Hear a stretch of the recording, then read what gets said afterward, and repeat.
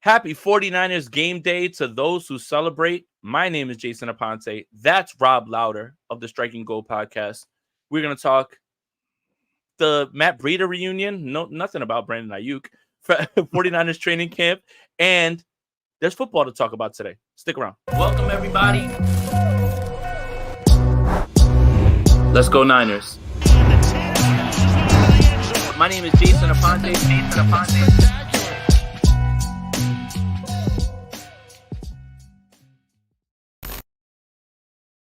Man, a little beat to open the show. Yeah, man. I'm Jason Aponte. That's Rob Lowder. Today is 49ers football and never a dull moment. But before we get into everything, Rob, how are you, man? Thank you for taking some time out and, chopping it up with me. Bro, I'm great, man. I'm not in the middle of a hurricane by any stretch of the imagination, but I'm good. It's sunny outside. So that was yesterday. Like the way, because Rob and I were supposed to do the show yesterday, and my internet decided to not work anymore because of rain from hurricanes that are happening in Florida. But Rob, in New York and New Jersey, hurricanes they're not typical, man. No, I wouldn't think so. I mean, it's better than being in the middle of California in 110 degrees. Well, 110 degrees without humidity, is a little bit different than, the way that it is like over here. Because if it's 80 and humid, then, you're absolutely cooked. I went to basic training in Fort Knox, Kentucky, and that was my first experience with humidity. I stepped off that bus, and it was 90 degrees, 90% humidity, and I had no idea what I was feeling. I'd never felt anything like that before. Felt like my knuckles started sweating. Humidity was I was like, you could take a shower and then we would go outside and then you would immediately need another shower. And humidity is just another beast, and I will never accept it. I can't do it. Absolutely not. Like, and I 100% agree. But I know that everybody's eager to talk about Chosen Anderson. It's just, I don't know. Can someone hook me up like with the actual name, because Robbie Chosen has been signed, Chosen Anderson has been signed, Robbie Chosen Anderson, whatever. No, Brandon Aiyuk. I think it's Robbie Chosen, but I don't even like saying it. Like I don't. Right. It's just another bad idea. But whatever, man. It's his name. He can do whatever the hell he wants. And on the back end, like on his jersey, it says Chosen, but obviously Brandon Aiyuk. So reports are out, obviously, now that I think it was Diana Rossini from The Athletic who said the 49ers haven't had discussions with the Steelers. Brandon Aiyuk and the 49ers have kind of rekindled things. I think it was Jordan Schultz who reported that as well, too. Bro, it is impossible to keep up with who's reporting what at this point, man. Everybody's taking a little piece of it. I mean, 100%. And that's why the thumbnail is so funny, because all of this is on the back of someone named Pretty Ricky, who, by the way, I love On the Hotline and Grind on Me. Those are great songs, by the way, Pretty Ricky. Like, thank you. Like, I like NFL Insider for sure, but R&B hitmaker completely, like, separate from this. But Rob, what are your thoughts right now about where the situation stands with Brandon Aiyuk and the 49ers? Well, the hard part about it all is to talk about any of it like any of it is definitive. Like, I don't know what the hell's going on, and it really seems like nobody knows what the hell is going on. Like, we've had a report. Everything's been reported at this point. Mm. Everything. He's pissed. He wants a trade. The 49ers are down to trade him. Kyle Shanahan don't like him no more. Oh, now the trades have, this team's been Kyle's mad about the bro hug. Like, right. Kyle's mad about the bro hug now. It's now then the Patriots offered him a ton of money, but Brandon don't want to play for them. The Cleveland offered him a trade, but he don't really want to play for them. There's so much that's been reported from every different angle that it's hard to talk about it.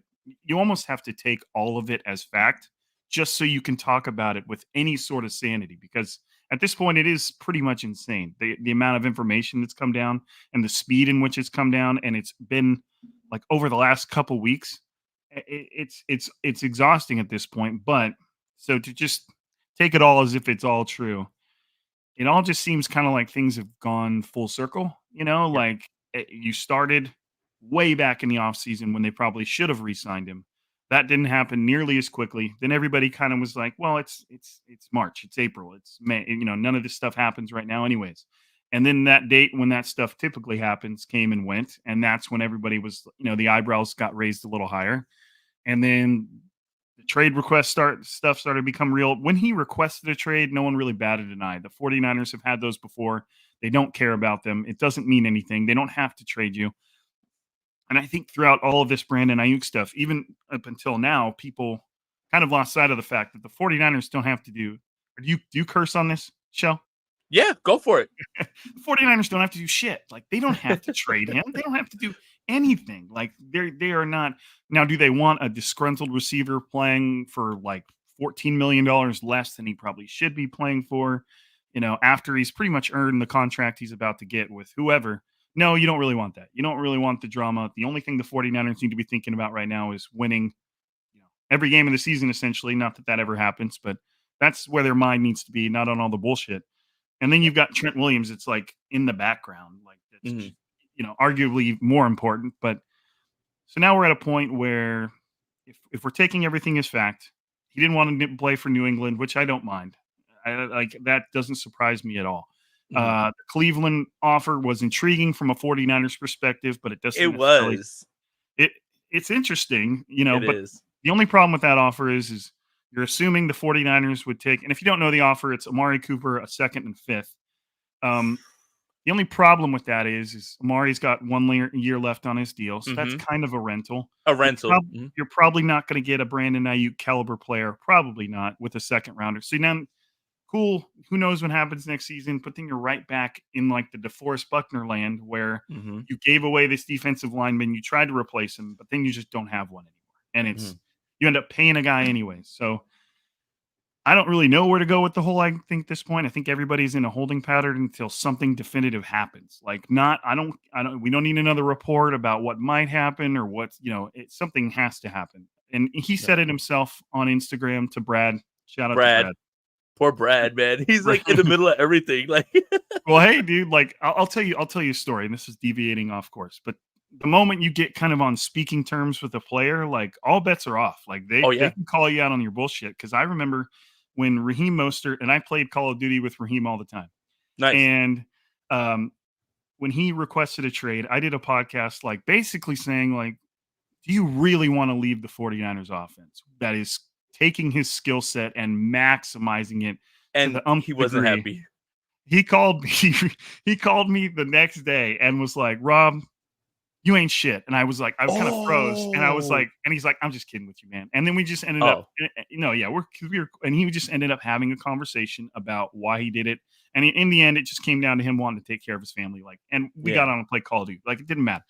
But it was just, it's funny when you open yourself up to be immediately called out by a player in a way. And that's kind of what Brandon did to Brad, because Brandon Aiyuk had been on Brad's show before. Yep. And he essentially said, they can sign me or they can trade me. Like, they're the ones saying all this shit. They can sign me, they can trade me. And those are the options. But the 49, like, to the 49ers, they don't have to do either if they don't want to. They don't have to sign him or trade him. They've got him for a minimum of another 2 years. But like, it's a drama road. You know what I mean? Like, the 5th-year option drama is here. And then the even discussing tagging a player, the drama goes up to here. Do they show up? Are you doing this everything again next offseason that they're doing right now? Like, it's just not a road the 49ers want to go down. I think maybe with the trade request stuff and bringing in the offers, I think probably the 49ers and Brandon Aiyuk both kind of simultaneously realize that they're probably better off together.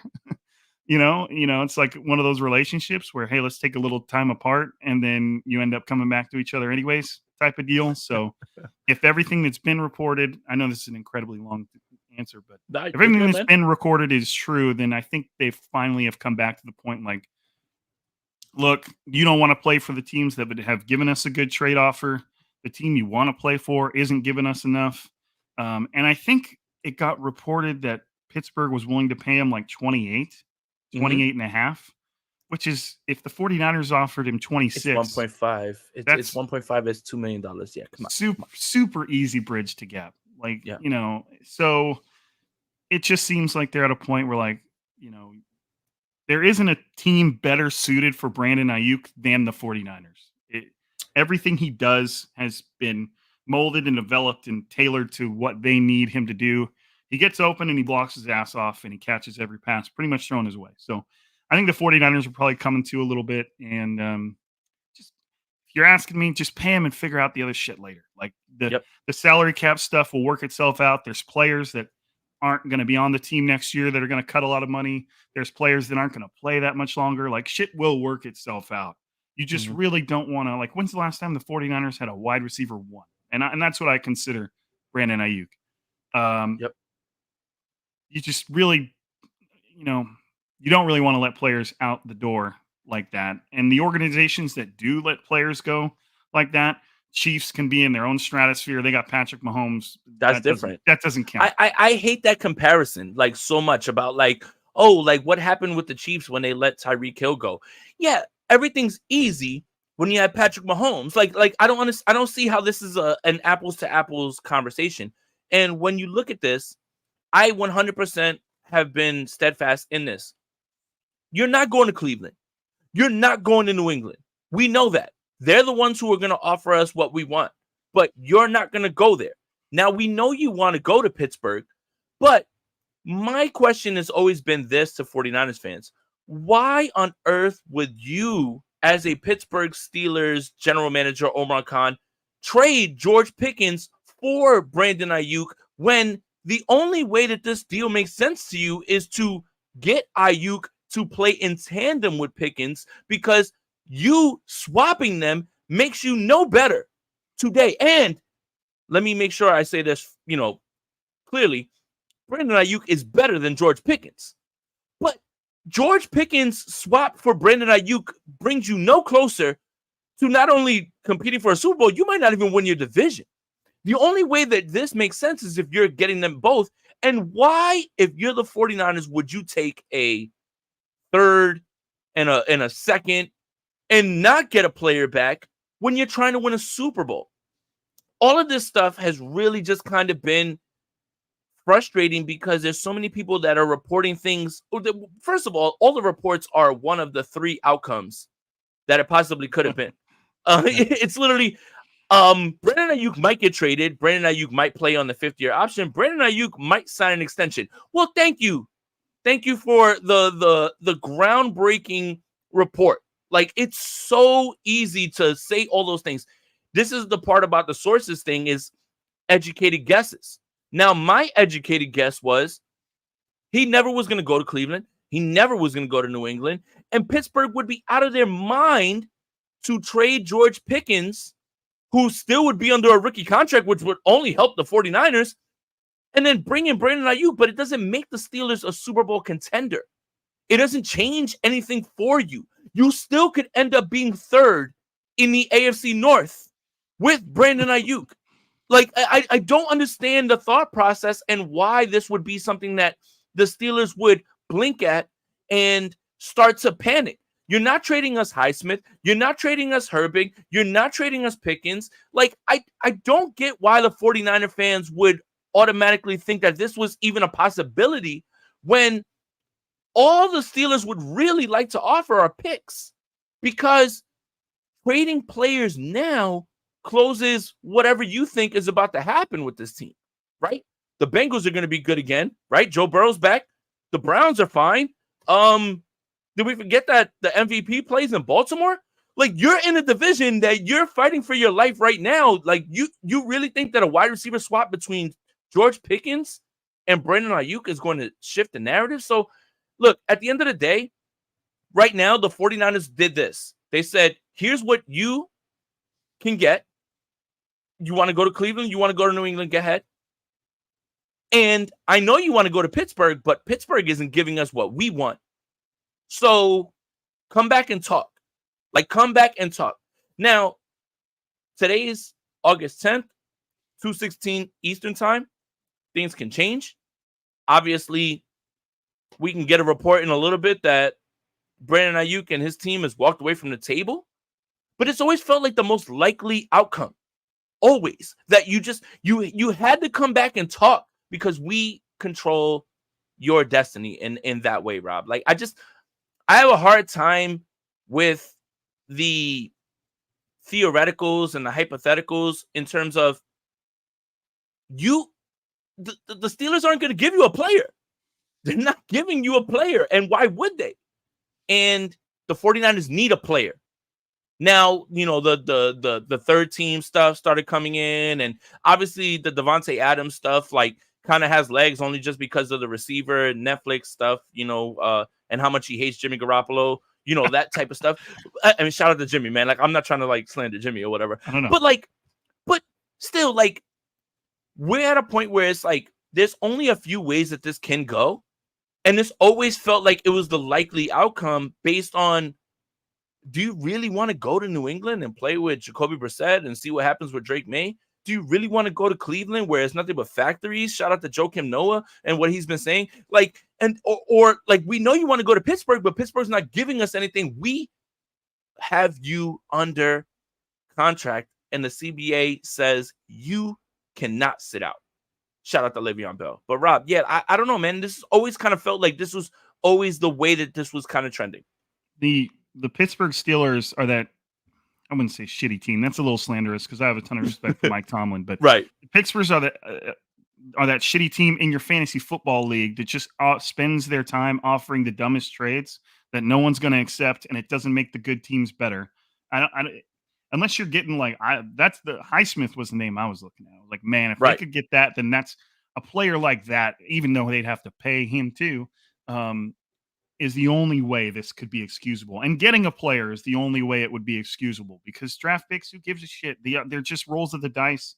Good GMs hit on like 30% of their picks. Right. Like a 1,300 receiver is great, but you can have the draft pick, which is the mystery box. Right. Yeah. You never take the mystery box. Never take the mystery box. You've got to, and the craziest part about it all is like the amount of effort that both sides have sunk into making the Brandon Aiyuk we see, the work that Brandon Aiyuk's put in, the work that the 49ers have put into him, and the way Kyle Shanahan's coached him, and the way they've kind of gone through their, whatever we call the doghouse nowadays. And now he's emerged as this supreme receiver, and all you got to do is figure the contract shit out. And I don't know how much drama there really has been behind it because, again, the reporting makes it seem like, I don't know, man, like I don't know. I don't have an example of it, but it just seems like somebody else was thinking something else every single day. And like somebody was changing their mind every single day. And I'm sure it hasn't been like that, but it's to a point now where maybe the people reporting stuff have run out of things to report because everything's been reported at this point. So maybe the next thing we hear about this whole deal is something being done, whether he's traded, whether he's signed, whatever. But it just seems at this point that the most logical thing that could happen for both sides is like, and I instantly think back to the press conference before the Super Bowl. It wasn't the Super Bowl press conferences, but Brandon Aiyuk was asked about, I don't know if he was asked about a Super Bowl or something, and the dude just said, like, the time is now. Don't talk to me about nothing else but championships. The time is now. Like, you could tell that, like, that dude wanted to win down to his core. And he doesn't now. He needs to get the money that he deserves 100%, but he never struck me as a player that was willing to go to a bad team and collect his paycheck and not really ever compete for anything, which still, to me, qualifies the Steelers. Like, somebody asked him why he wants to go there. Like, I like Mike Tomlin, but everybody's impressed with the fact that they go even every year. Like that's Mike Tomlin's big calling card is he hasn't had a losing season because they're like 9-8 every year. So it's like, I don't even understand the appeal of Pittsburgh for Brandon Aiyuk. And it seems like he would be best suited with the 49ers. The 49ers would be best suited with him. It's just a matter of them to hammer it out. And if he was going to go to Pittsburgh for $28.5 million or whatever it is, there's no way that the 49ers can't figure out how to bridge that gap. I think it's the Mike Tomlin was a wide receiver thing. And I think a lot of that has a lot to do with it. I mean, look. So is his current head coach.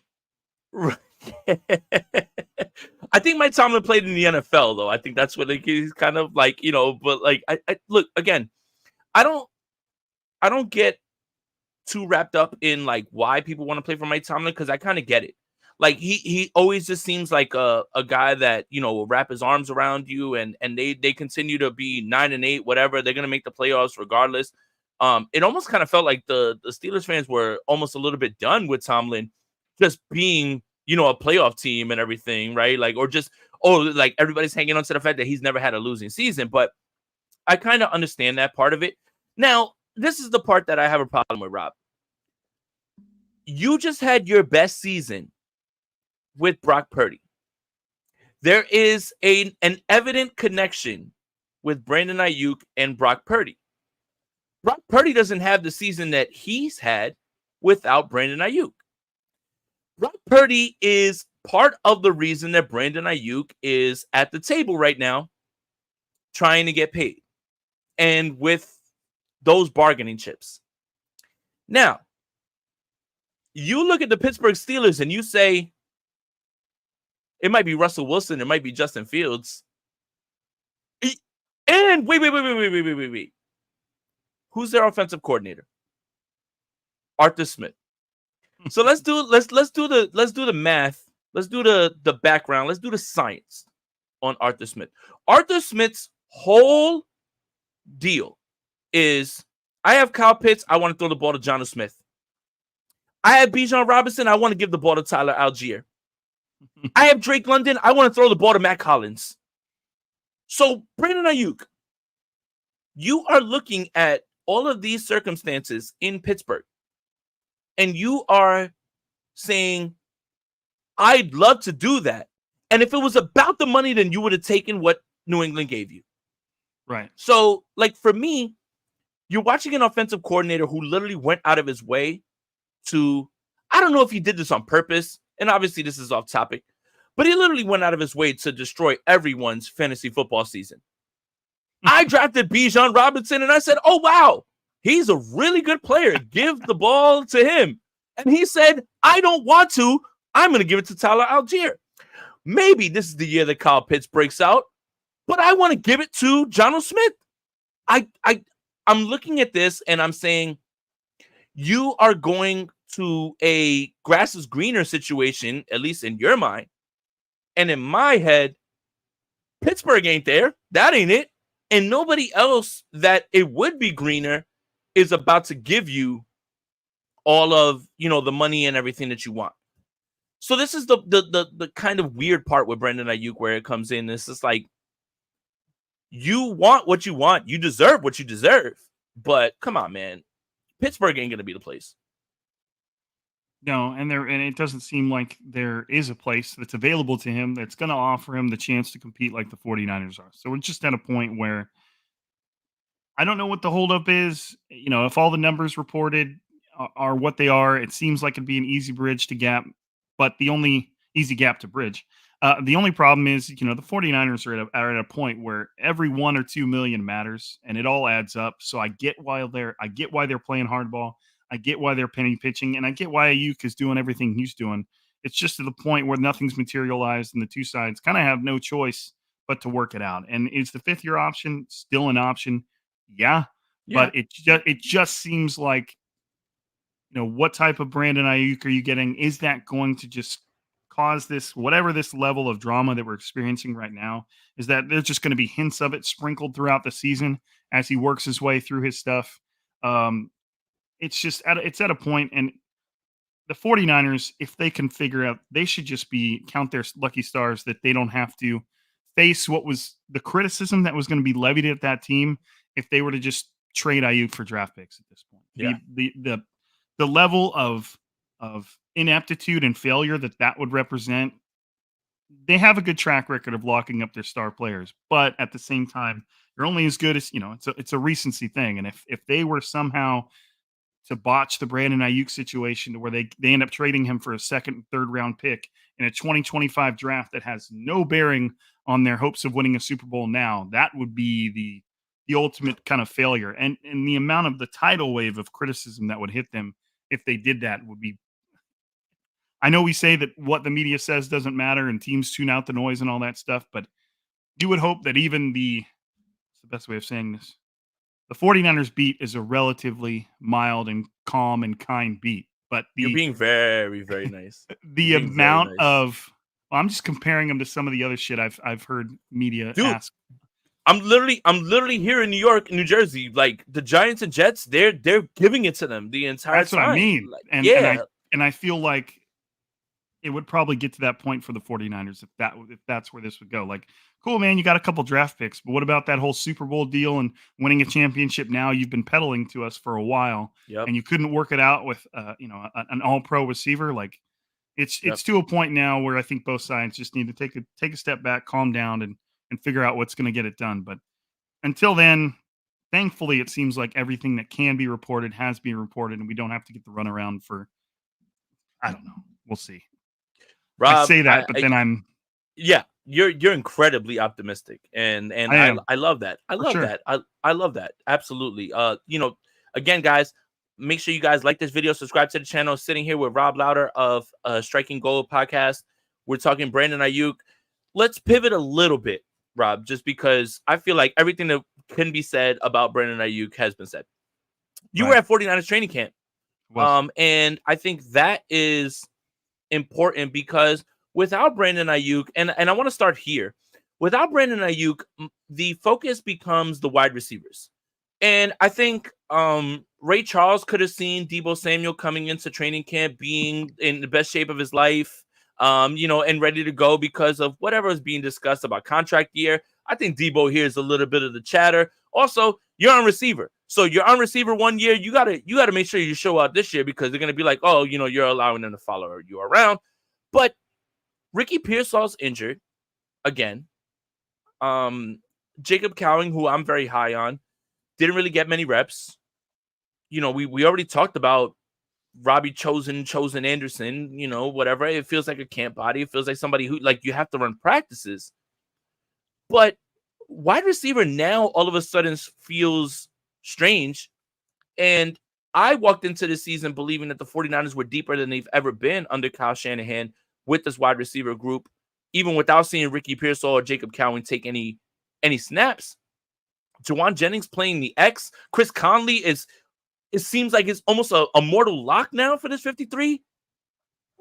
What are we supposed to think now about this wide receiver room during training camp? I tell you what, though, if there's another endorsement for the 49ers to figure stuff out with Brandon Aiyuk, this is it. It's looking at the receiving core without him, and I have a ton of respect for Deebo Samuel and the way he plays football, but he's not your can be open at any moment type of guy. That's not what he does. And if your receiving core starts to look scary because of the exit of one individual, you probably shouldn't let that one individual go. And thankfully, for now, at least, the 49ers, I'm a receiver guy, I'm not going to praise a receiver unless what I've seen really impresses me, and I'm not going to, but Juwan Jennings has looked really good. And I don't mean like if for some reason, and I don't think the 49ers offense, he's not an absorb the absence of Brandon Aiyuk guy, but I would love to see what Juwan Jennings could do in an offense that didn't have a Brandon Aiyuk. I mean, the way what I've seen from him through training camp, I mean, he could easily be a 600 to 800 yard receiver if he wanted to be. He could easily be a wide receiver too at this point. And he kind of is when you think of what Deebo's role in the offense is. He's got that whole wide back term that he's still holding around. Juwan Jennings is kind of the wide receiver too, and he's also, the way they use him, kind of the tight end too, but he was one of the absolute stars of training camp. One-on-ones, team drills, didn't matter. Was the best.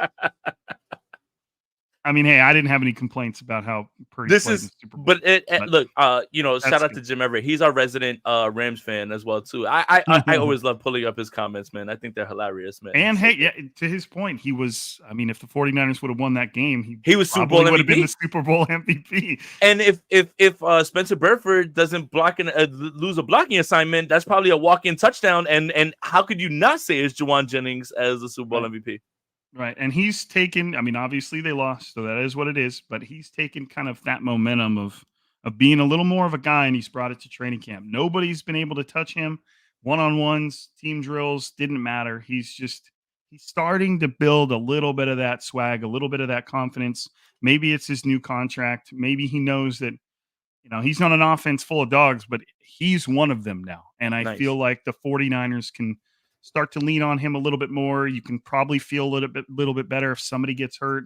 And again, I don't want to say that Juwan Jennings can in any way absorb the absence of an Aiyuk, because those are two Right. different classes of receivers, but he's looked really, really good. So you can feel good about that. Ricky Pearsall has had his flashes. I wouldn't, to anybody that's worried about, I wouldn't worry too much about the injuries. He was super durable in college.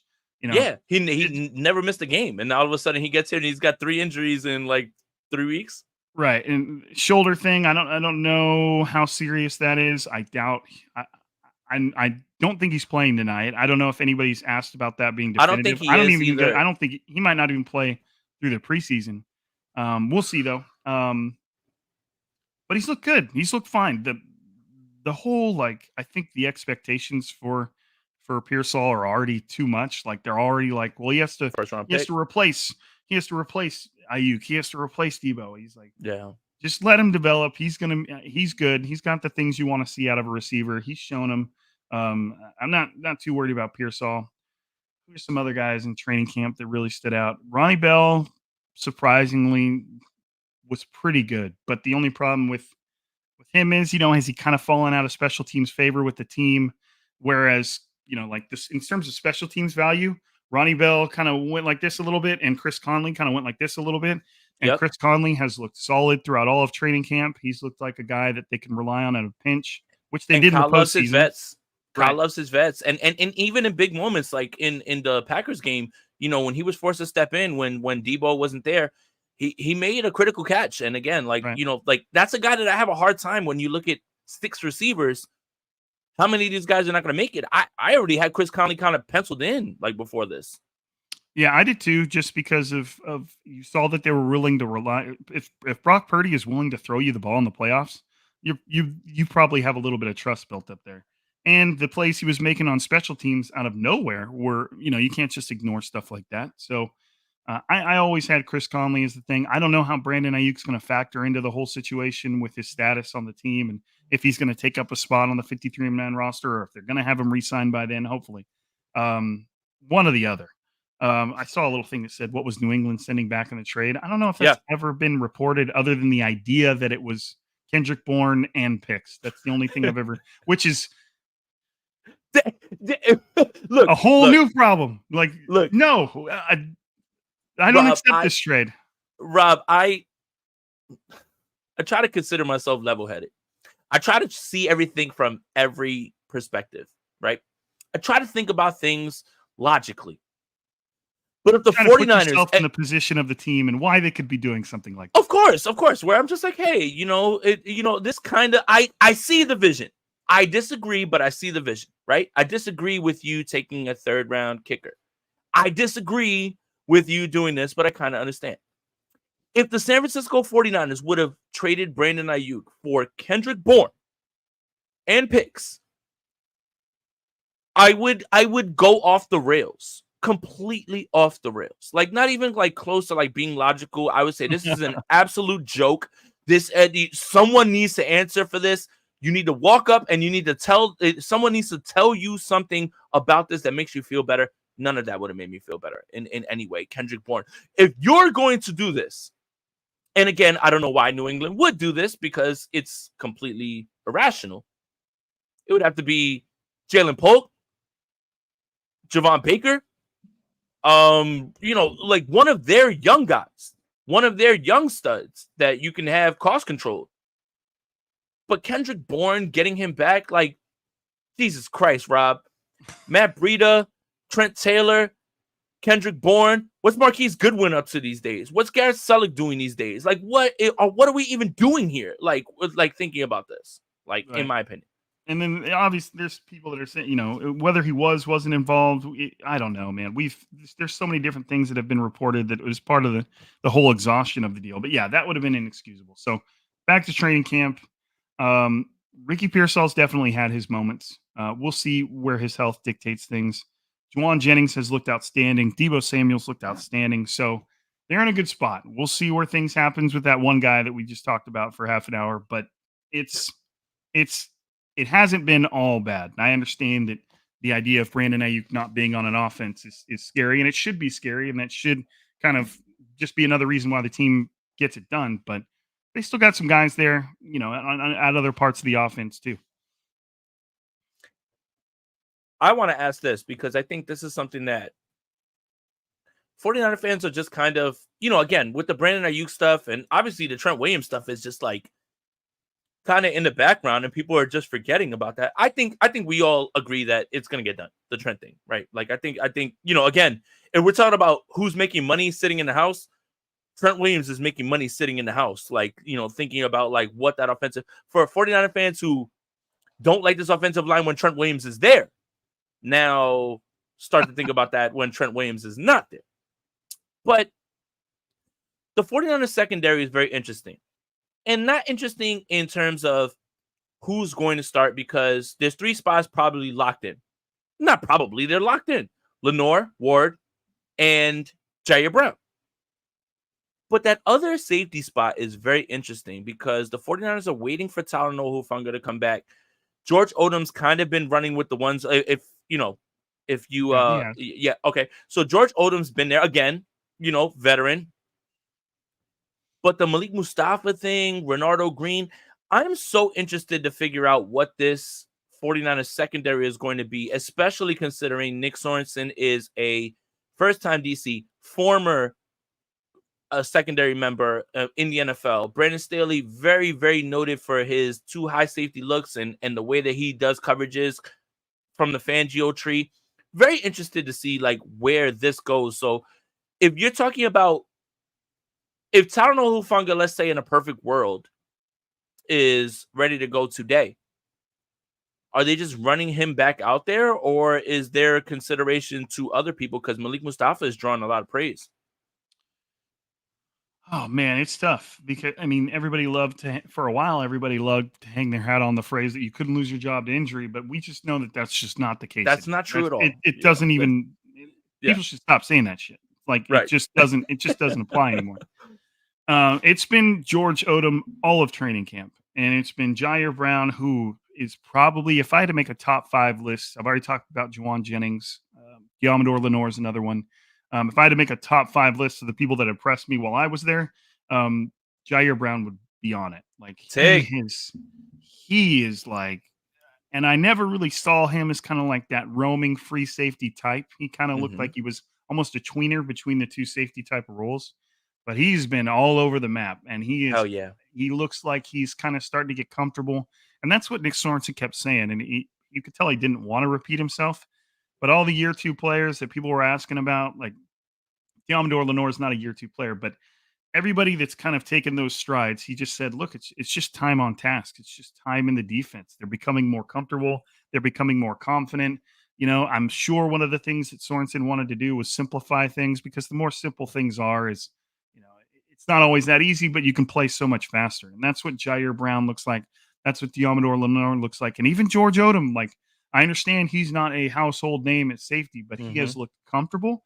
And everything gets different in a game. Like, somebody could look comfortable all training camp because they're going against an offense that they've seen 5 off seasons in a row. And then they get into a game and everybody's like, whoa, like, okay, not the guy, obviously. That could be the case with George Odom, but as far as what we've seen on the field, he's looked comfortable enough to where I'm not like, okay, Talanoa Hufanga cannot come back quick enough. He's held his own. He's looked okay. Or get on the phone and hope that Tashawn Gibson's still around after 6 games, the suspension. I know. That was so random. But so he's looked good. The secondary as a whole, in whatever form, and they've rotated guys in and out of the starting unit, has looked really, really good. My whole paradox with training camp, and once I mentioned it, and me and Crocker talked about it, because we used to laugh about it all the time, was no one gives a shit what the defense does. It's so funny. Like, at all. When there's an interception, no one cheers. It's like the defense is from another team and they just intercepted your offense. Right. And I get that no one wants Brock Purdy to ever throw an interception. And we can get to those at any point. But because I'm not really too interested in that. I know a lot of people are, though. you should, don't worry about it. But yeah, like the secondary is good, and every interception that happens in training camp is because a dude in the secondary was where he needed to be. They're not just exactly, and he made a play, right? And but no one cares, and no one claps, and no one cheers. No, it's a terrible thing when your defense is good. It's a terrible thing in training camp. Does anybody care that dude just made his play? Hey, like, an interception. Jair Brown's making steps. Yeah, right. Jair Brown's making steps. Hey, that was a really nice play by D. Winters. Hey, like these are guys that are gonna contribute for your defense 100%. Like I've literally been at camp like at times where the interception is just like, oh my God, like everyone just gasped and no one just said, hey, that was a hell of a play, like by the defender. That guy's on your team as well, too, that you root for. Right. And there were some super impressive interceptions in camp. Like one of them, I think it was Diamador Lenoir, and then it was Juwan Jennings, and it was George Odom, kind of on like a corner route. And Juwan Jennings should have caught it. He went up and it went through his hands. But it was like George Odom was right behind him doing the exact same thing as Juwan Jennings, and he caught it. And it's incredibly difficult to catch a pass that's passing by things, like through hands. That's moving through hands. It has objects, and he caught it, landed on the sideline right in front of all the fans. And on the run. Their reaction was like, oh. And I'm like, I want to turn around and be like, come on. Like, it's just like, but I would say that if there's one area of the defense I'm excited to watch play and I'm not that worried about, it's the secondary. And knock on wood, they've even got the guys now to absorb an injury, not necessarily at safety, but at corner they've got dudes and they're competing, and all of them have their moments. Right now it looks like obviously Charvarius Ward, Diamador Lenoir, and Isaac Yiadom. I can't really get a grasp on. Tried to ask Nick Sorensen about it, and all he said was kind of, we're just rotating guys, but I can't really get a grasp on what Sorensen's not a big words guy though. Like I don't think we're not gonna get anything from him early on. Like Mike McDaniel was like that for a little bit before he came out of his shell, but right. I sincerely doubt that Sorensen's gonna start dropping Mike Jones references anytime soon. Well, and he doesn't quite have the comfort that Kyle has right now. Like if you ask Kyle anything scheme related, he like blossoms and he'll give you like a 3-minute answer. And I was trying to ask Nick Sorensen, like, okay, do you want Diamador? Are you more comfortable with Diamador Lenoir staying on the outside all the time and somebody comes in and plays nickel? Or do you want Lenoir to bounce back and forth and somebody comes in and plays on the outside where he was? And he just kind of said they've been rotating. But I think that's the big hinging point for the defense. They're not just going to keep doing rotations all the way into the season. Once we kind of see how they want to play that, then we'll know which other corner is under pressure. Is it Isaac Yiadom on the outside, or are they bringing in Renardo Green, the rookie second-round pick, to play nickel? It looks really good. I just don't know what it's going to look like in the regular season yet.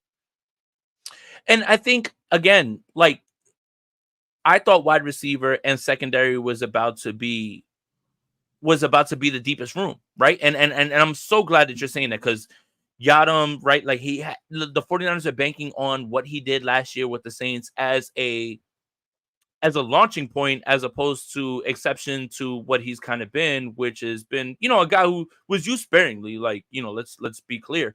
But the secondary is very interesting to me, because that safety spot is so interesting, because the 49ers do find themselves in a spot where, again, we're talking about paying people who can be paid, who can't. And speaking of secondary, Diamador Lenoir, by all accounts, and you could tell me if I'm tripping, Rob, is probably one of the better camps of anybody. He could be the best camp. Yeah. If somebody told me he was having the best camp of any player, I wouldn't argue with him at all. And he's about to get paid. I don't think it's by the 49ers, because they're just in that spot. That's crazy. Losing Ward and Lenoir is going to hurt. So maybe they try and keep one.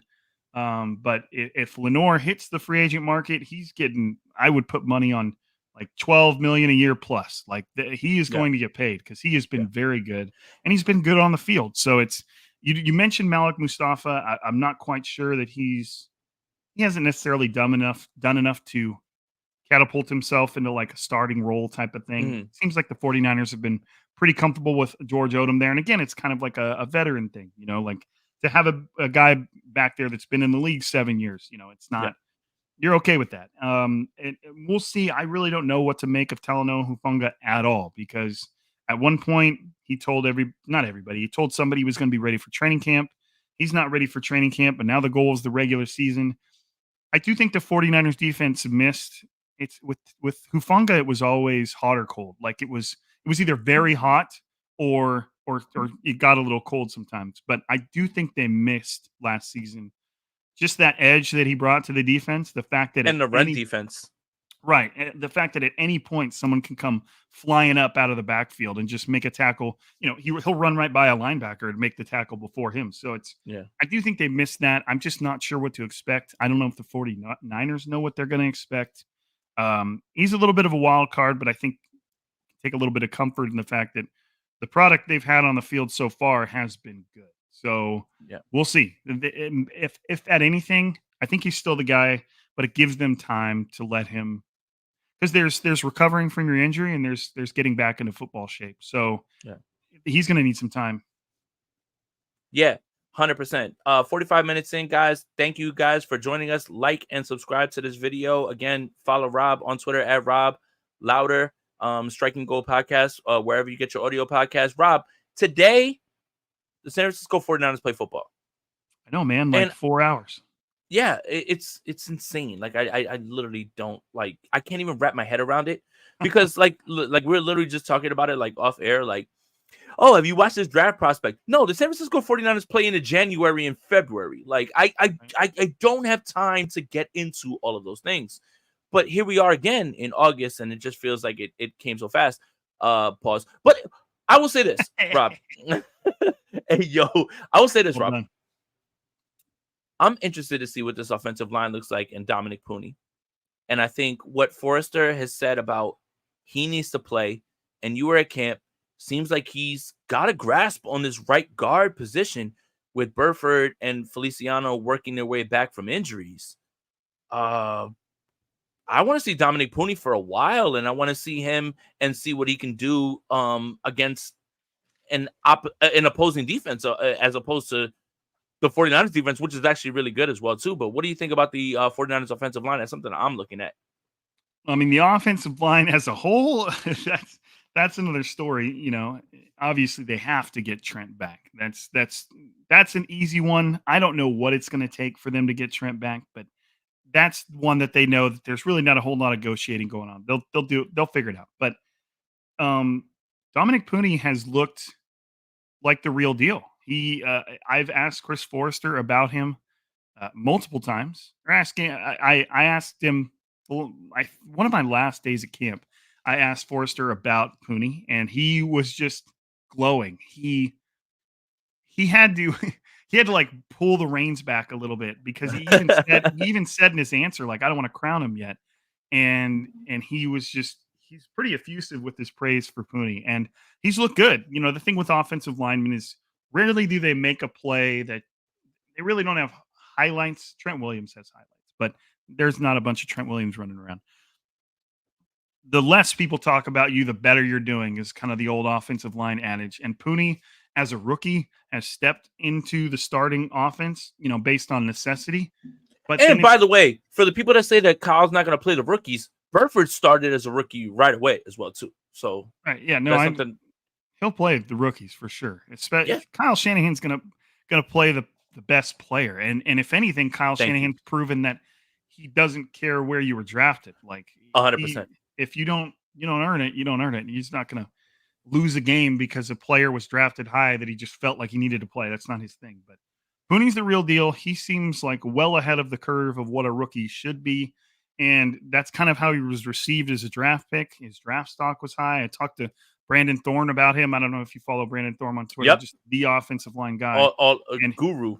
And he was very, very high on him. He liked him a lot. He liked him a lot more than like where the 49ers got him. So he's the real deal. Colton McKivitz has looked solid. Okay. I think that. Wait, Rob. Wait, Rob.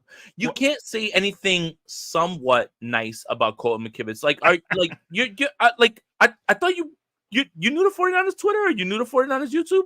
I mean, I try to stay off of Twitter as much as I can. Please, yes. Honestly, it's the best. It's the best advice that you can give yourself. But yet, like honestly, the idea that Colton McKivitz is somewhat solid, or even that's as high as all goes. I'll give him solid, and that's all they need him to be. Solid is fine. Solid is fine. I'm not like this. Oh my God, McKivitz is terrible. Like type of guy. Like like I think if offensive line was easy to nail down, then every single team would have 5 great offensive lines, right? Like linemen, right? Like like it's such a premium position. If everybody was able to just get 5 great linemen, then go ahead. Like there's weak spots everywhere. Like go ahead. Like like the thing with McKivitz is a lot of 49er fans have an issue with the idea that Colton McKivitz played one season and could, dare I say, shocking, improve. Could. It's now, am I predicting that? I don't know if you can predict that, but it's not insane to think that he could be better. He might be getting his feet under him, right? For all intents and purposes, whatever you blame the Super Bowl on, and there's many things to blame why the 49ers didn't win this, right? A punt going off somebody's leg, Dre Greenlaw's injury, whatever. I don't think Colton McKivitz was the reason the 49ers didn't win a Super Bowl last year. They were literally on the cusp of winning a Super Bowl with Colton McKivitz. Colton McKivitz wasn't the reason the 49ers lost the Super Bowl. Sorry, I didn't mean to go crazy off that. No, I mean, they can get better than Colton McKivitz, but they can get worse. And 100%. there were even parts of Mike McGlinchey's game that is worse than what you're getting from Colton McKivitz. It was almost Colton McKivitz is almost closer to being the inverse of Mike McGlinchey. He's not as great of a run blocker, but he's a little bit better of a pass blocker. Anyways, I don't want to go down that road. He's holding it down over there. At least they got a guy there. Dominic Pooney has looked just fine at right guard, which is interesting because I thought they might be looking at him as a left guard based on the fact that Aaron Banks is in the last year of his deal. And most of Pooney's time has been played on the left side, whether at left tackle. But there is something to be said about keeping the same group together and doing it again. They don't have to be each individually outstanding offensive linemen, but they're greater than the sum of their parts. So you got the same 5 guys coming back, assuming they get things figured out with Trent, which I'm assuming they are, because it's kind of like your season. Like, gotta be. Trent Williams was so good that they would run to the left and everybody would know what they were running to the left, and it would still work because no one wanted to really put themselves in the way of Trent Williams. That's just. And I know you're a gamer, but they just don't give out 99 ratings to any Tom, Dick, and Harry. Like, come on, man. Like, no, I've always come on, man.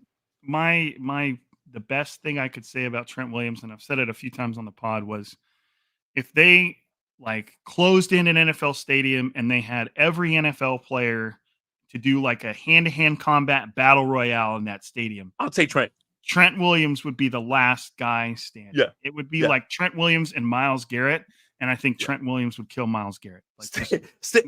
You know what? If there was and if I could drop a Game of Thrones reference, if there was a trial by combat, and I had to choose an NFL player to stand in, for me, I would choose Trent Williams at 36. I'm doing you a favor by not saying Trent Williams at 28. I'm going to take the Trent Williams at 36, and I am going to take my chances. I'm going to take my chances. Just make sure that when you've got the guy down that you don't start bragging to the crowd. You just put him out of his misery. Pedro Pascal, rest in peace, pal. What's his name? What's his name? The he's not a sand snake. The Viper. Yeah, the Viper. The Viper, right? The Viper, right? The Viper. Yeah. Well, I'm sitting in a room with my boy. He's a Game of Thrones. I will be your champion, reader. And you're like, yes. And then he had it. The man continued to do the Princess Bride thing of, my name is Antonio Montoya. You killed bro. Finish the job. Hey, Rob, we are completely off the rails. Thank you so much, man, for joining. Anytime, bro. Do you have a prediction for tonight's marquee matchup of the Tennessee Titans and the San Francisco 49ers at 7 p.m. Eastern, 4 p.m. Guys, Pacific time? guys I'm looking out for, guys I'm watching for. Yeah. We already talked about Dominic Pooney. I don't know how much burn Jordan Mason is going to get. Maybe a lot because he has looked really, really good. Is he the backup? He should be, yeah. Yeah, he should be 100%. And Elijah Mitchell, again, has just shown you that when he's on the field, he's great. I don't got a problem with Elijah Mitchell.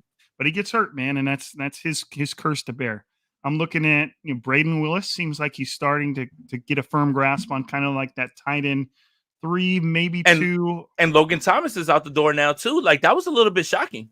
It was. He got hurt in training camp too, and when he was healthy, I don't know, man. Like I said, I think that the more I started to think about the 49ers and what they want from a tight end too, the more I just started to think about Juwan Jennings because it's like he lines up in the slot, which a move tight end does a lot. He blocks his ass off. He'll take a dude to the Gatorade bench if he wants to, and he catches the ball really well. And I'm like, well, that's all you could ever. And he's a big dude. He'll block anybody.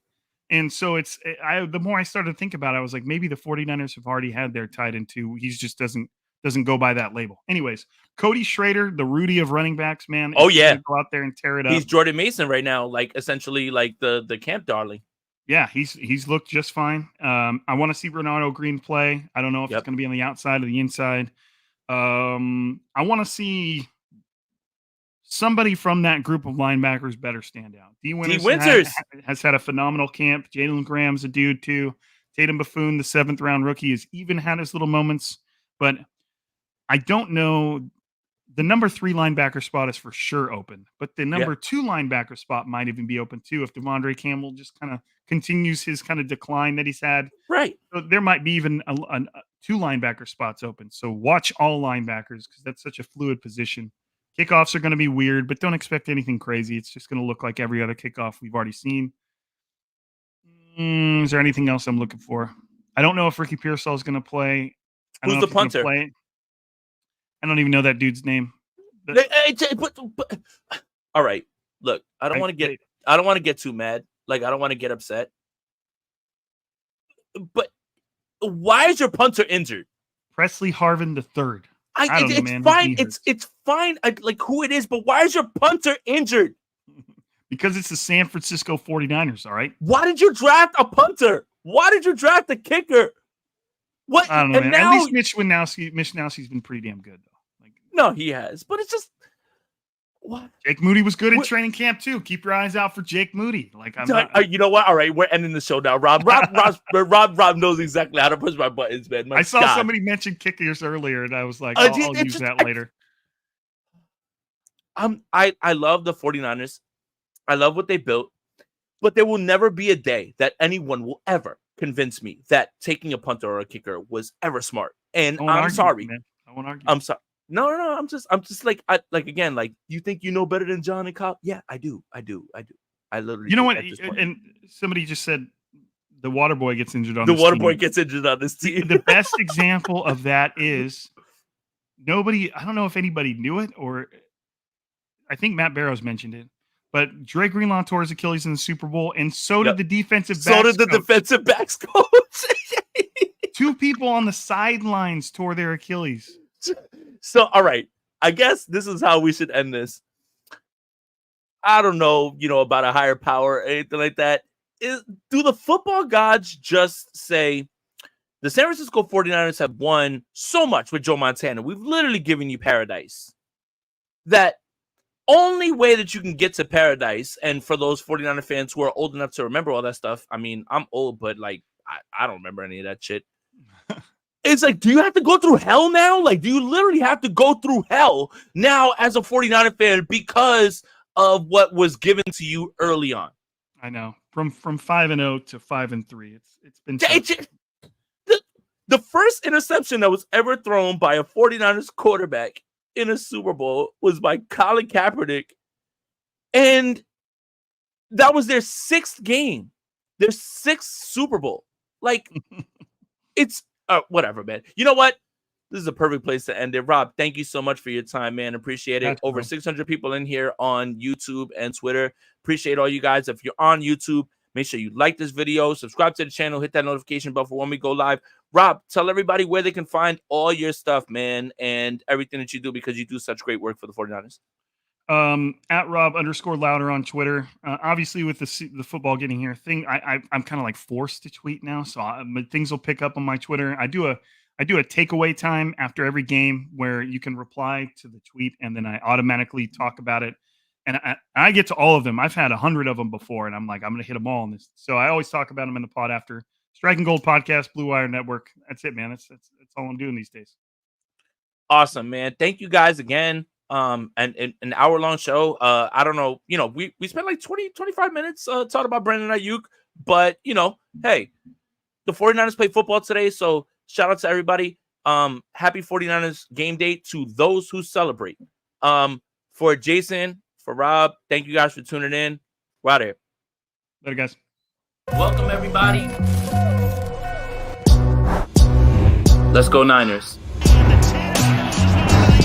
My name is Jason Aponte.